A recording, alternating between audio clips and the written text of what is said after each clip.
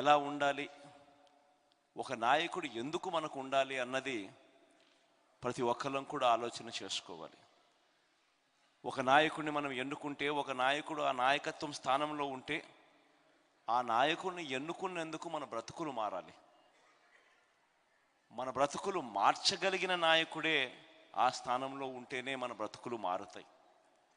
అలా ఎన్నుకునేటప్పుడు మనం పొరపాటు చేస్తే రాబోయే 5 సంవత్సరాలు మళ్ళీ మనం చేయగలిగింది ఏముండదు. మన బ్రతుకులు అదే మాదిరిగానే మోసపోయి అంధకారంలోకే వెళ్ళిపోతాయి. కానీ అదే మనం తీసుకునే నిర్ణయం సరైన నిర్ణయం అయితే మన బ్రతుకులు 2 అడుగులు ముందుకు పడతాయి. ఇది ప్రతి ఒక్కరం కూడా ఆలోచన చేసుకోవాల్సిన అంశం. ఎందుకు ఈ విషయాలన్నీ కూడా నేను చెప్తా ఉన్నాను అనంటే, దానికి కారణాలు కూడా ఉన్నాయి. దానికి కారణాలు ఏమిటి అనంటే, ఒకసారి ఇది చంద్రబాబు నాయుడు గారి పార్టీకి సంబంధించిన ఆయన మేనిఫెస్టో. ఏకంగా 2014లో ఈయన ఎన్నికలకు వచ్చే ముందు ఇదే మాదిరిగానే రంగురంగుల కాగితాలతో ఆయన మేనిఫెస్టో రిలీజ్ చేసి, అందులో చేనేతలకు సంబంధించి ఒక 2 పేజీలు కేటాయించాడు, 1.5 పేజీ కేటాయించాడు. 21వ పేజు, 22వ పేజీలో కూడా కాస్తంత. ఇదంతా చేనేతలకు సంబంధించి ఆయన ఇచ్చిన సుదీర్ఘమైన ఒక పెద్ద పుస్తకం. ఆ పుస్తకంలో చేనేతలకు సంబంధించి ఆయన చెప్పిన హామీలు 2014లో ఎన్నికలకు ముందు ఈ మాదిరిగానే తను ఒక హామీల పుస్తకం, ఎన్నికల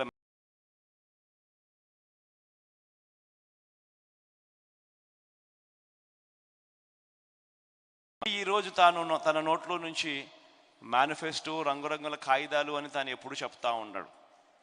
సూపర్ 6 అంటా ఉన్నాడు, సూపర్ 7 అంటా ఉన్నాడు, కేజీ బంగారం ఇంటింటికి అంటా ఉన్నాడు, ప్రతి ఇంటికి బెంజ్ కార్ అంటా ఉన్నాడు.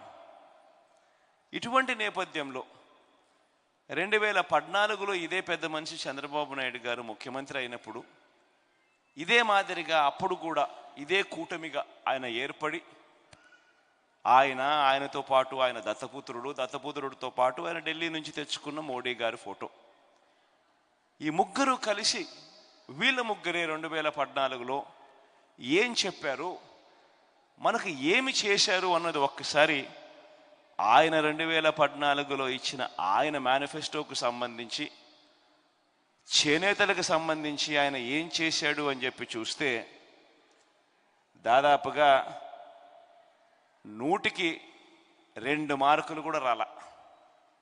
అంటే 98% ఎగరగొట్టిన పరిస్థితులే కనిపిస్తూ ఉన్నాయి. ఇది చంద్రబాబు నాయుడు గారి ట్రాక్ రికార్డ్. ఆయన చెప్పిన హామీలు ఒకసారి గమనిస్తా పోతా ఉంటే, చేనేత సహకార సంఘాలకు భవనాలకు ఆస్తి పన్ను నుంచి మినహాయింపు 0, చేనేత కార్మికులు గుర్తింపు కార్డులు ఇంతకు ముందే ఇస్తా ఉన్నారు, అది కూడా పెద్ద చేసింది లేదు. విధించిన వ్యాటు రద్దు, అది లేదు. ఒక్కొక్క చేనేత కుటుంబానికి 1,00,000 మేరకు సంస్థాగత రుణ సౌకర్యం, అది లేదు. చేనేత కార్మికులకు 1,000 కోట్లతో ప్రత్యేక నిధి మరియు బడ్జెట్లో ప్రతి సంవత్సరం 1,000 కోట్ల రూపాయలు కేటాయిస్తాం, అది లేదు. రాష్ట్ర వ్యాప్తంగా నేత బజార్లు ఏర్పాటు చేస్తాం, అది లేదు. ఉచిత ఆరోగ్య బీమా కల్పిస్తాం, వీవర్ వృద్ధాప్య పెన్షన్ నెలకు 1000కి పెంచుతాం, అది అంతంత మాత్రమే.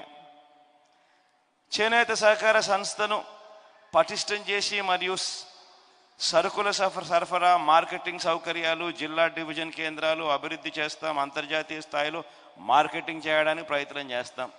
ఆపుకోకు బకాయిలు పెట్టినాడు, మిగతా కథ దేవుడెరుగు. జిల్లాకు చేనేత పార్కు ఏర్పాటు చేస్తాం, అదిలా. వృద్ధ చేనేత కార్మికుల కోసం ఉరవకొండ, చీరాల, మంగళగిరి, పెడన ధర్మవరం మొదలైన ప్రాంతాల్లో ఆసుపత్రులు, ప్రత్యేకంగా వృద్ధాశ్రమాలు ఏర్పాటు చేస్తాం. అది లేదు.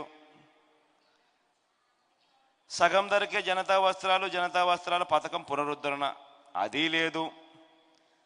చేనేత సొసైటీలకు 20% రాయితీపై ముడి సరుకులు సరఫరా కొద్దో గొప్ప ఆ మేరకు ఒక అడుగు, అది కూడా సెంట్రల్ గవర్నమెంట్ ఇస్తూ ఉంది కాబట్టి. చేనేత కార్మికులకు తక్కువ వడ్డీకే సంస్థాగత రుణాలు, అది లేవు. 1,50,000 ఉచితంగా ఇల్లు